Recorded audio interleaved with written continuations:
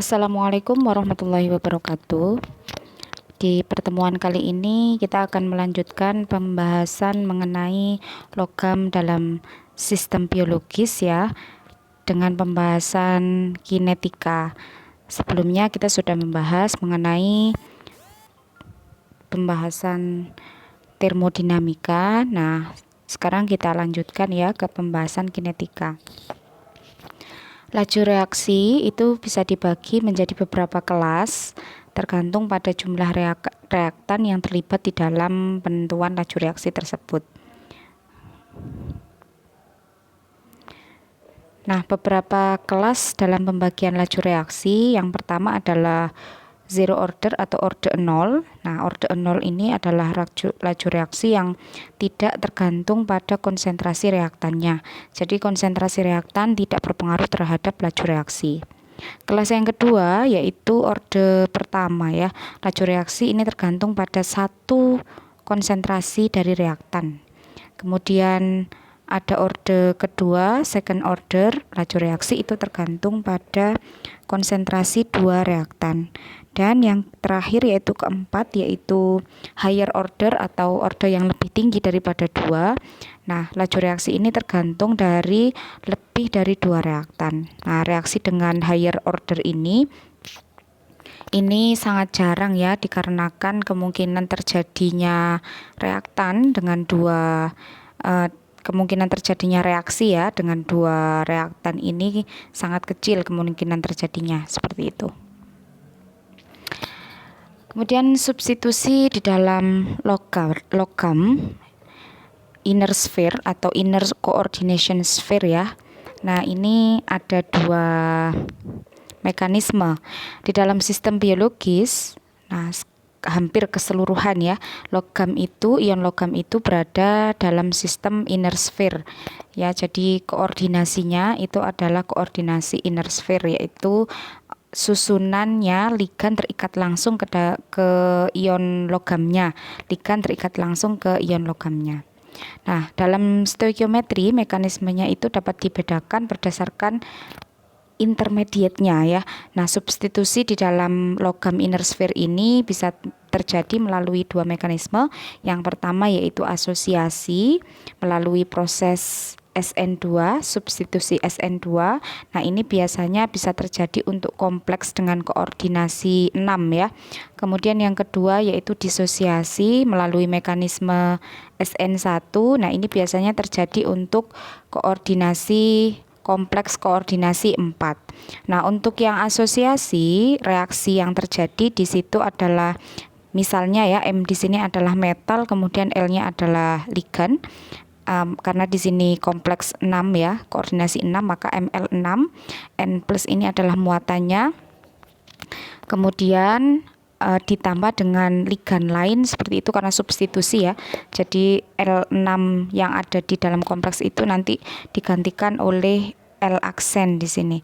Nah, L aksen kemudian RDS di situ adalah rate determination step. Kemudian ML menjadi ML6 L aksen N plus itu adalah intermediate-nya. Kemudian karena dia menggantikan ya, substitusi, maka diperoleh produknya berupa ML5 L aksen N plus L. Nah, untuk yang disosiasi melalui mekanisme SN1 di situ ML4, karena di sini kompleks koordinasi 4 ya, maka di sini ML4N plus L aksen, kemudian menjadi ML4L aksen N plus, ini adalah intermediate-nya, dan menjadi produknya ML3L aksen N plus L. Nah, dalam mekanisme asosiasi ini, nah ini kan terjadi untuk kompleks oktahedral ya. Namun terjadinya mekanisme asosiasi dalam kompleks oktahedral ini itu cukup sulit ya secara stereokimia, dikarenakan ligan crowding atau crowdednya ligan, penuhnya ligan itu kan cukup besar ya, sehingga kalau ada 6 ligan yang mengelilingi atom pusat itu akan terjadi crowded di situ, maka mekanisme asosiasi ini cukup sulit terjadi, sehingga sangat jarang ya, kecuali untuk ion logam dengan atom pusat yang ukurannya cukup besar. Nah, kemudian mekanisme asosiasi ini lebih disukai untuk kompleks koordinasi 4 ya, square planar ini. Kompleks koordinasi 4. Kenapa? Karena tadi yang 6 itu terlalu crowded ya, sehingga untuk terjadinya mekanisme asosiasi ini lebih disukai untuk yang kompleks 4. Selanjutnya untuk yang mekanisme disosiasi yang murni itu sangat jarang terjadi. Nah, ketika terjadi ya ada intermediate begitu, maka intermediate-nya tidak dapat dideteksi oleh kinetika, stereokimia ataupun distribusi produknya, sehingga karena sulit untuk dideteksi tadi, maka disebut dengan mekanisme interchange atau bisa kita simbolkan dengan I begitu.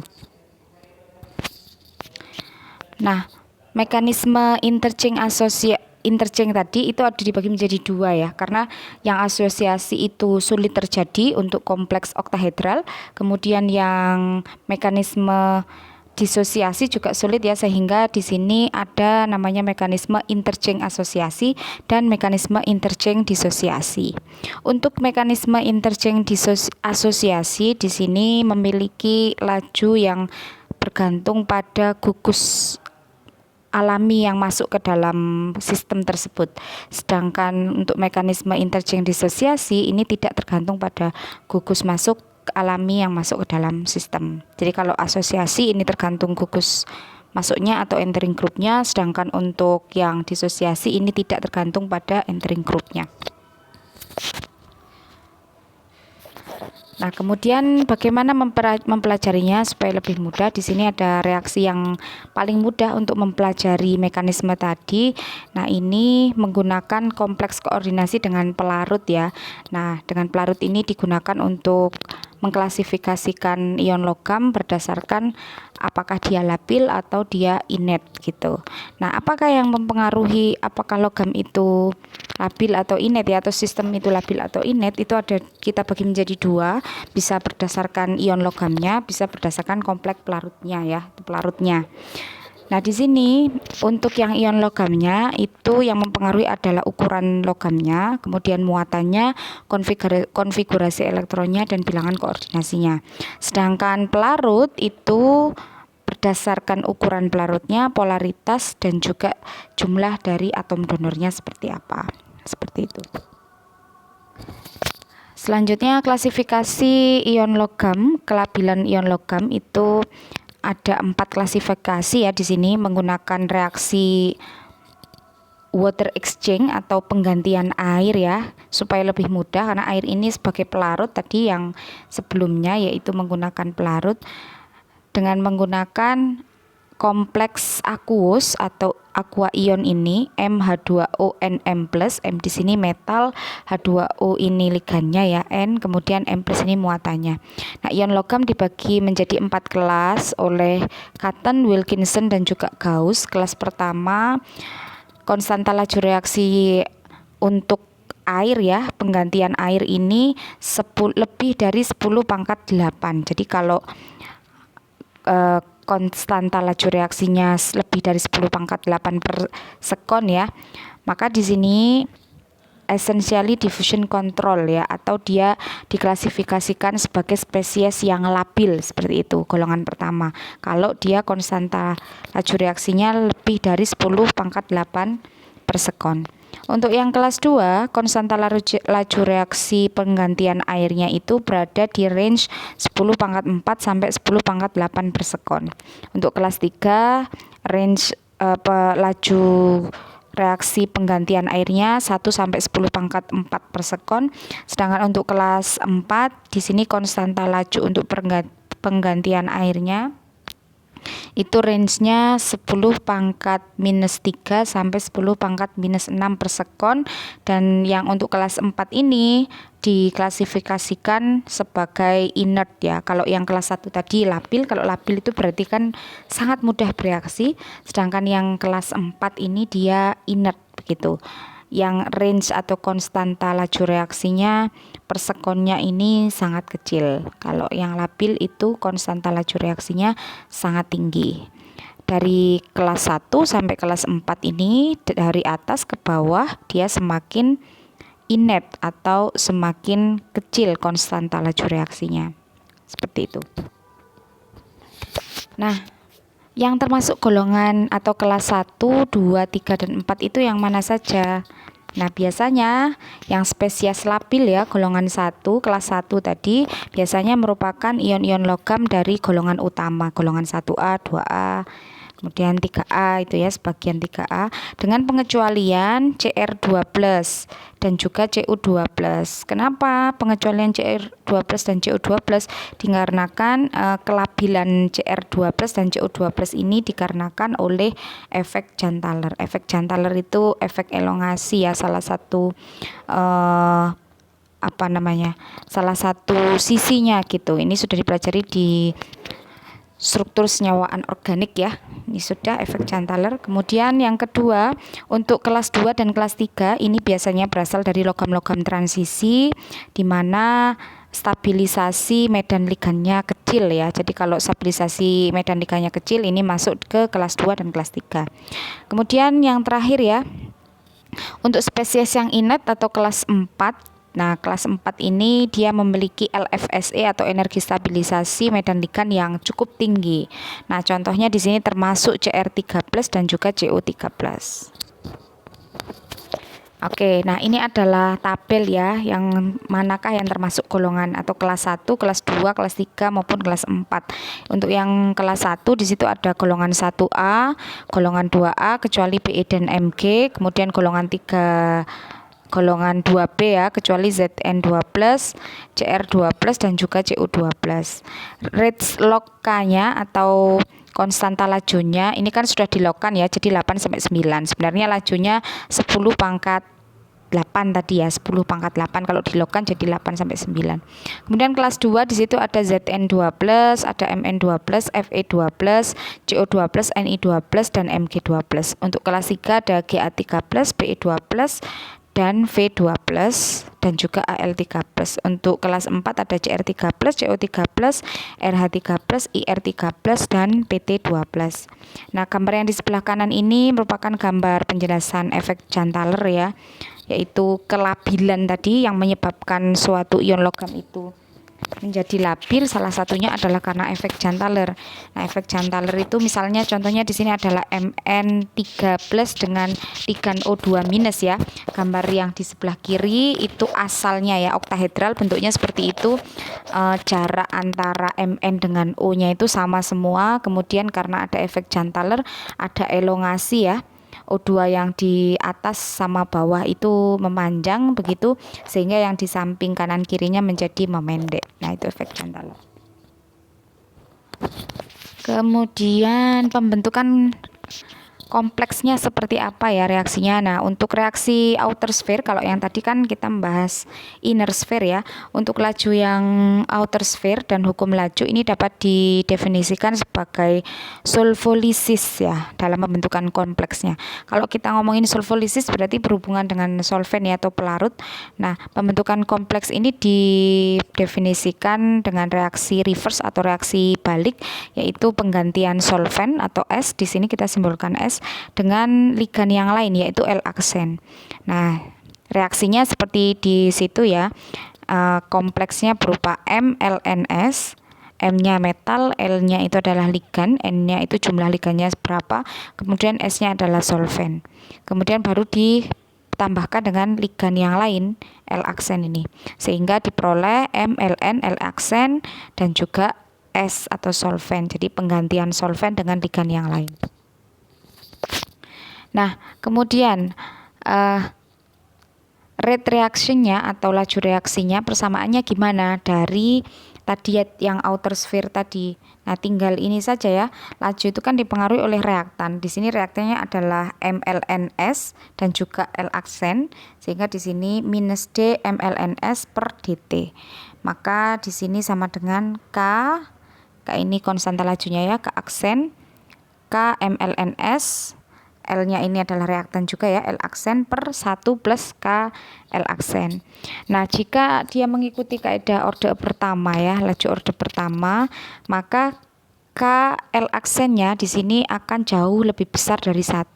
Jika KL aksennya ini lebih besar dari 1, maka yang di atas itu KL aksennya sangat besar, 1 plus KL aksennya. Nah, satunya ini tidak dianggap karena KL aksennya sangat besar.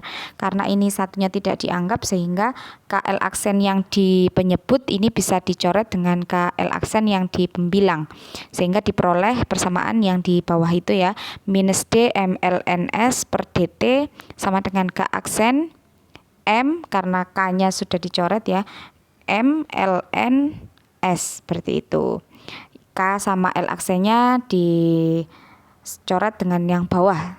Nah, jika mengikuti orde 2, maka KL aksennya itu sangat kecil ya, lebih kecil, jauh lebih kecil daripada 1, sehingga KL aksennya tidak dianggap. Jadi hanya ada angka 1 saja di penyebutnya. Maka di sini minus dmlns per dt sama dengan, karena ini per 1 ya, maka tetap ya yang di atas itu ke aksen mln s L aksen, seperti itu. Nah, mekanisme interchange IA itu adalah interchange asosiasi, kemudian ID itu adalah interchange disosiasi. Nah, dalam kompleks outer sphere ini akan mengikuti hukum laju yang tidak membedakan antara interchange asosiasi dan juga interchange disosiasi. Nah, mengikuti persamaan ini, konstanta keseimbangannya adalah KUS, kemudian K-nya itu adalah KI, sehingga di sini mlns plus L aksen tadi menjadi mlns L aksen dengan konstanta keseimbangan KUS, kemudian dengan laju konstanta lajunya KI ya. Oke, seperti itu. Mekanisme disosiasi ini mengikuti mekanisme SN1 ya, di mana intermediate-nya punya waktu hidup yang cukup panjang atau long life enough. Jadi karena dia intermediate-nya punya waktu hidup yang cukup panjang, sehingga bisa dideteksi. Kalau kita lihat di sini karena bisa dideteksi ya, jadi di sini mln plus S itu konstanta lajunya itu K1 menjadi mlns, kemudian and it reverse ya, kebalikannya berarti balik mlns K-1 mln plus S. Nah, kemudian sehingga kalau kita gabung ya, mlns menjadi mln plus S itu konstanta lajunya adalah K1 K-1, atau bisa kita buat ya menjadi K2 gitu ya, jika S-nya kita ganti menjadi L aksen gitu. Nah, untuk mekanisme asosiasi di sini mengikuti mekanisme SN2 yang lebih simpel gitu ya, mengikuti kaidah hukum laju orde 2 dengan bilangan koordinasi yang lebih tinggi intermediate-nya, karena langsung menyerang, jadi ligannya itu langsung menyerang kompleksnya, sehingga bilangan koordinasi yang awalnya misalnya 4 bisa menjadi 5, kemudian yang awalnya 6 itu bisa menjadi 7 bilangan koordinasinya. Nah, dengan reaksi mlns plus L aksen ya, konstanta lajunya KA kemudian menjadi mlns L aksen. Kemudian kebalikannya, reaksi baliknya mlns L aksen K minus A mln S plus L aksen, sehingga diperoleh persamaannya adalah mlns plus L aksen menjadi mlns L aksen. Seperti itu dengan persamaan laju reaksinya ya, minus D mlns per dt sama dengan KA dikali KB per K minus A plus KB mlns L aksen. Oke, itu tadi mekanisme ya kinetika untuk logam, ion logam, kompleks logam dalam sistem biologis. Nanti kalau silakan ada pertanyaan kita bisa diskusi di forum diskusi. Terima kasih, saya akhiri. Wassalamualaikum warahmatullahi wabarakatuh.